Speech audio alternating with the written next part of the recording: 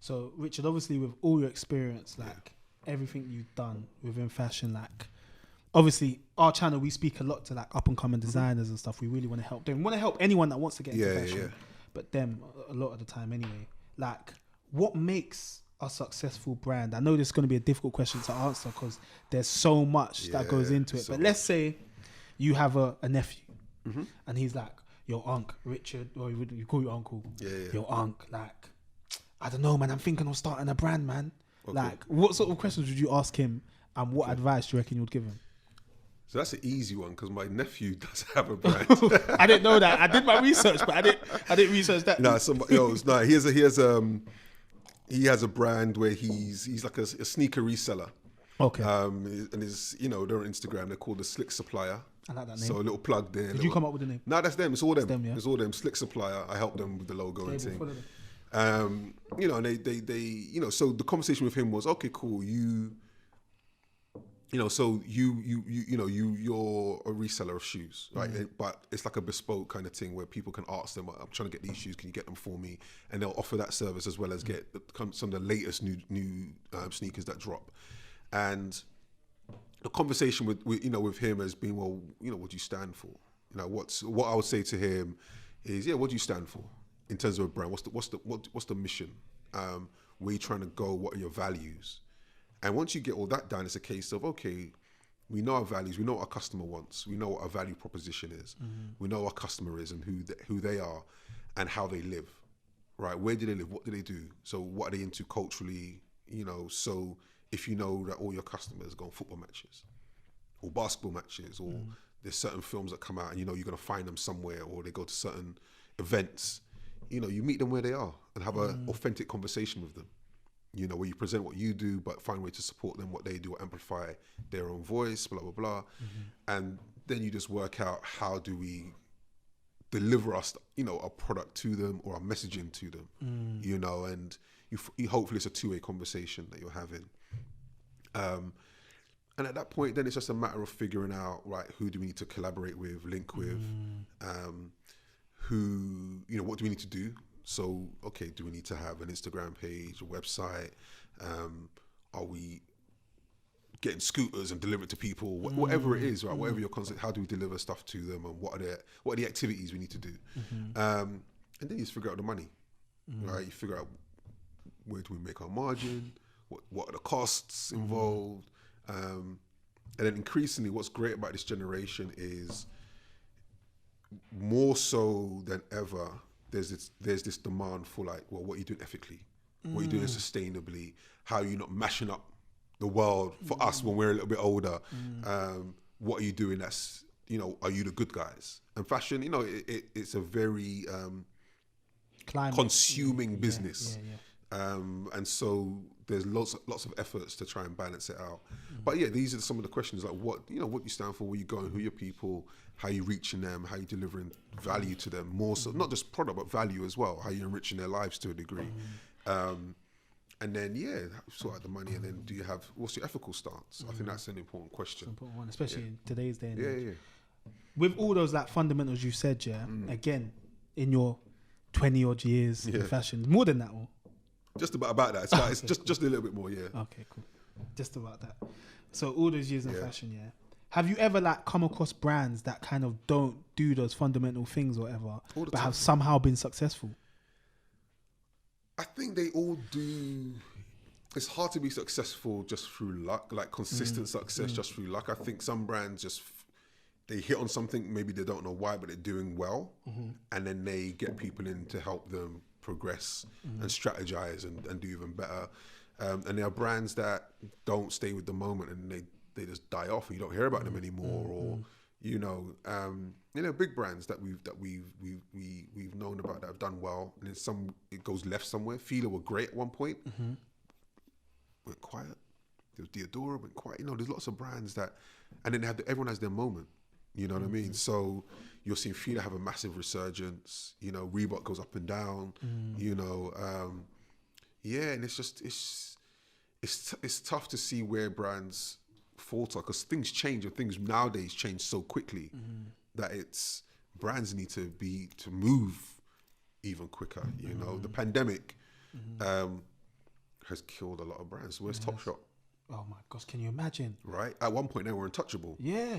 You know? Because they're the ones with like the Jamie jeans, whatever, girls buy the jeans with different names or something like that. Everything. They had everything. They had the high street on lock. But what the world changed, the climate changed. And when I say the climate, the way people consume fashion, COVID hit, you know, so the show, so business models are changing all the time. And so I think brands have to move quicker, be more nimble. And so, yeah, it's a challenging time. Like, we don't know what's really going to look unpredictable. like. Yeah. Richard, you know, you're talking about, obviously, for example, you mentioned Diodora. Yeah. Like when my generation was seeing that, there was never a point where they were lit for my generation. Do you know what I'm saying? Yeah. So you've obviously got sportswear brands, Nike, Adidas, Puma, yeah? And to my generation, it seems like they've been at the top forever to the point where they have such a hegemony that they can never like not be involved. Do you know what I mean? Right. Like, why do you think that's the case? And two, do you agree? Like, do you ever see Nike and Adidas not being at the top? There's challenges all the time. Under Armour's coming up hard. Feelers doing their thing, especially in other parts of the world. It's going to be hard to dislodge some of these brands, but I've worked at Puma when it was on the up and it's dipped. You don't hear much about them in the culture conversation as you did before. Yeah. They're trying small. They're trying. So they're re-strategizing and coming back, but they, you know, nothing's for certain. I think some brands are more clued up, but there's always new entrants to the game. And I think no brand can rest on their laurels. Like it's, for me to say, oh, they'll never fail. We don't know what's around the corner. We don't know what's around the corner and how brands going to be able to cope. You know, anything could happen. Anything could happen. So, no one's place is safe. It's interesting you said that. Guys, I know we ain't got long left, but I've got a couple more questions. It's interesting you said that because last time we recorded, we were speaking to the Fashion Road man, top guy. And I asked him a similar question, but I spoke to more high-end brands, so the big fashion houses, so LVMH and whatnot. Right. And we were having this basically same conversation, talking about how companies need to evolve and whatnot. Right. And I'm saying, I made a point where I was like, I feel like LVMH or whatever, LV, it's been a status symbol. The way the world's changing in terms of like climate change and being more ethical and whatnot. Sometimes ethical brands could become the new status symbols. And he partially agreed, but his point was that the bigger you are, the more money you have, the easier it is for you to evolve and therefore remain at the top. Yes, but it's a double-edged sword. Why? Because the bigger you are means you have more people, more processes that you have to convince and change, right? So it's actually, I think it's easier for smaller brands to be more nimble, right? Isn't it? Think of boats. Just little small speedboats can move really quickly, move direction really fast. If you've got a supply chain of one supplier and you realize, look, we make all of our stuff with this guy, but he's not ethical. You just get a new one. We find a new guy. And there's only one new guy we need to find. So now we found someone who's ethical, shares our values, we can move. And there's not many people in our company to convince.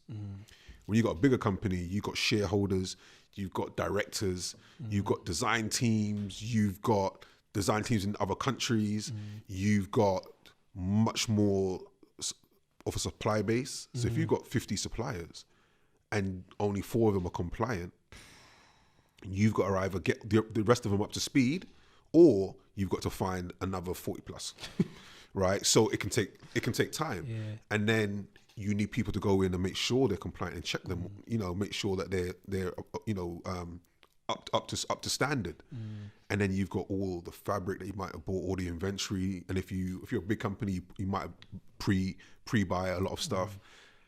And so it's a lot of expense. You've got to turn a big ship around. And so while they've got the resources to do it, sometimes it's speed they don't have. Or you've got too many people to convince. Shareholders are like, look, I want my profit at the end of the year. I want my dividend. Profit is king. Right? And you're telling me that I've got to take a hit on that so we can be more ethical? If they're not sharing the values, you know, it's a slower, you've got more conversation. So I think they've got the resources. It's whether throughout the company, they've got the will and the ability to shift everybody. And some of the big fashion houses, Kering, Gucci's under them, you know, they made big statements in terms of what they're planning to do in terms of being more sustainable, more ethical, and of course, people are watching them with a keen eye to see that they're not just, you know, greenwashing. Yeah. Right. So there's lots of conversations going. You know, there's brands that are trying, and people are, you know, it's tough for the big ones, and this is where there's opportunities for lots of smaller brands. Small ones, now's the time, guys. You hear that? It's your time. But anyway, Richard, honestly, mate, I could continue talking to you for like another 2 hours. Yeah, but same. Thank you for watching another episode of Where's My Podcast. If you ever want to take in future episodes on the go, you can find us on Spotify and Apple Podcasts. Whilst you're there, please leave us a 5-star review. It would really help. And also, don't forget to follow us on our Instagram, WMTV_LDN, to keep up to date with the latest goings on in UK fashion. Keep it locked.